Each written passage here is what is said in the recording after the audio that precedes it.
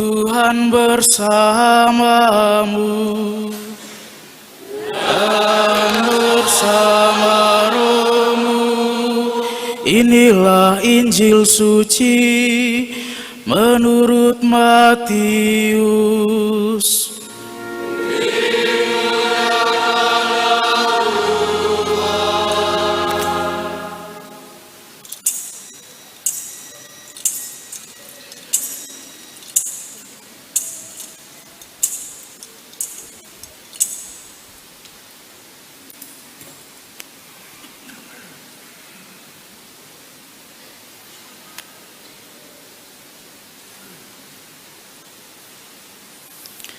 Sekali peristiwa, datanglah murid-murid kepada Yesus dan bertanya,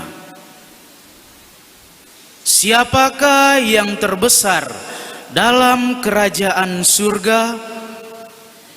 Maka Yesus memanggil seorang anak kecil dan menempatkannya di tengah-tengah mereka, lalu berkata, "Aku berkata kepadamu, sungguh jika kamu tidak bertobat dan menjadi seperti anak kecil ini, kamu tidak akan masuk ke dalam kerajaan surga.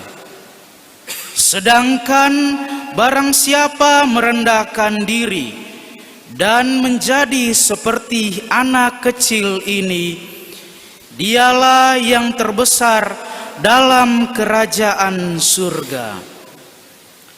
Barang siapa menyambut seorang anak seperti ini dalam namaku, ia menyambut aku."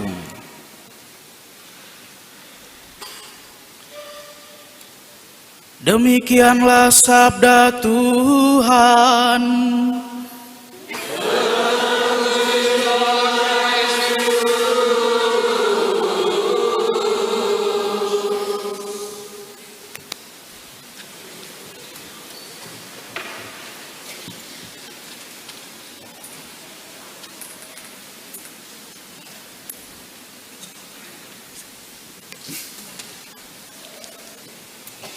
Saudara sekalian terkasih dalam Tuhan, Santa Teresia dari Lisieux atau dari kanak-kanak Yesus, tadi dikatakan hanya 9 tahun di dalam biara, tetapi dia bisa disebut sebagai penjaga gereja dan pada akhirnya bahkan ditetapkan sebagai pelindung misi atau pelindung para misionaris.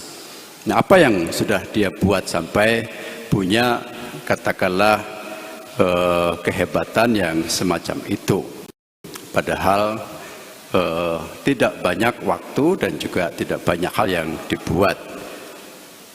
Nah, dia disebut penjaga gereja karena memang membuat tulisan tentang refleksi hidupnya yang luar biasa, karena dia bisa menghayati apa yang dialami oleh para misionaris yang berjuang untuk mewartakan kabar baik, kabar Injil ke seluruh dunia.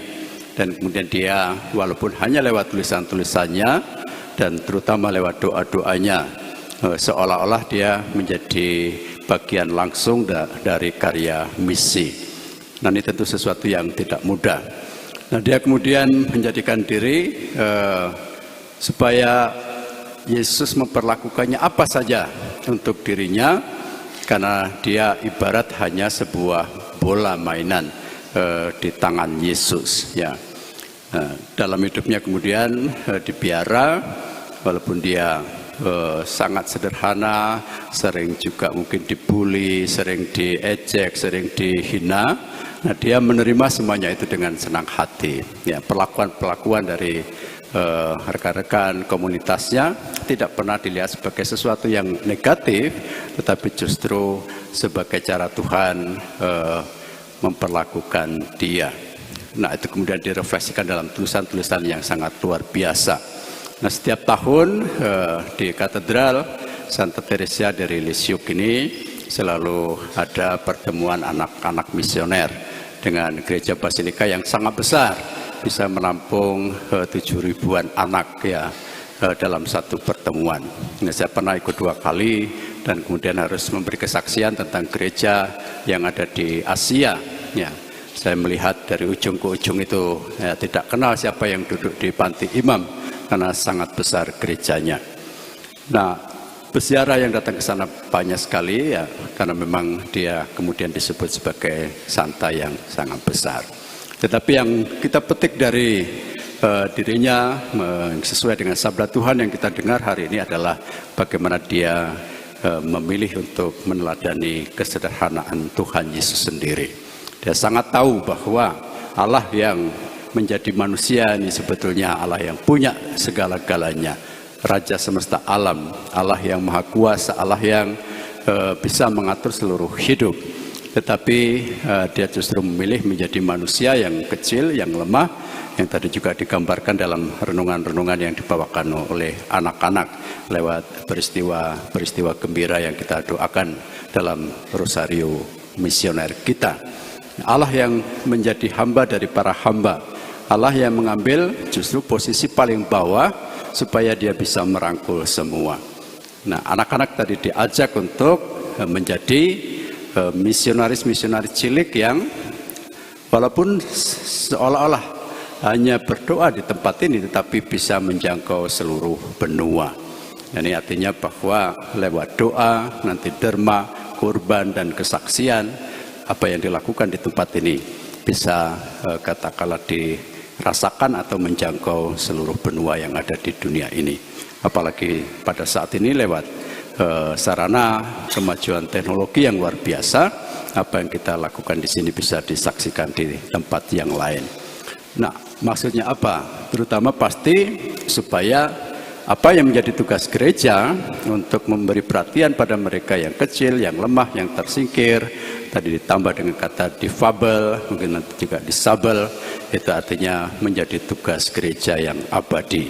Mereka akan ada pada kita di dunia ini sampai akhir zaman, karena juga menjadi korban dari kemajuan zaman di mana orang lebih tergoda pada roh duniawi yang mengajak kita untuk menikmati sebanyak-banyaknya apa yang ada di dunia ini. Nah, itu nanti misalnya lewat HP dan segala macam, anak-anak mungkin pada saat ini sangat tidak peduli atau digoda untuk tidak peduli pada orang yang lain. Ya, anak-anak dijauhkan dari yang namanya nanti sifat-sifat yang baik, nilai-nilai belas kasih yang bersifat universal, karena memang yang dijerat adalah kepentingan ego, kepentingan diri sendiri. Maka melalui peristiwa yang kemudian kita kenakan sebagai hari misioner, itu kita diingatkan kembali akan tugas kita. Mengapa kita memilih sikap anak-anak tadi yang juga ditunjukkan oleh Yesus? Karena sebetulnya jiwa anak yang murni, jiwa anak yang sejati, jiwa anak yang masih katakanlah polos, itu tidak pernah membawa kepentingan untuk diri sendiri. Dia bisa lepas bebas ya. Yang namanya ada kepentingan ego, kepentingan egoisme itu adalah sifatnya orang tua yang sudah mulai berpikir untung rugi, orang mulai berpikir untuk mencari sebanyak-banyaknya. Nah, sedangkan anak-anak itu pada jiwa murninya sebetulnya hanya ingin menikmati hidup, apa yang dia perlukan saja yang dia cari. Maka saudara sekalian, mari kita bersyukur karena kita disatukan pada sore hari ini untuk bisa melihat betapa Tuhan ingin agar setiap kita yang berani mengaku diri sebagai pengikut Kristus juga membawa sifat misioner kita, yakni mewartakan Injil, kabar baik kepada sebanyak mungkin orang, tetapi dengan karya-karya yang tentu harus membuahkan hasil doa, derma, kurban, dan kesaksian. Kemuliaan pada Bapa dan Putra dan Roh Kudus, seperti pada permulaan, sekarang, selalu, dan sepanjang segala abad. Amin.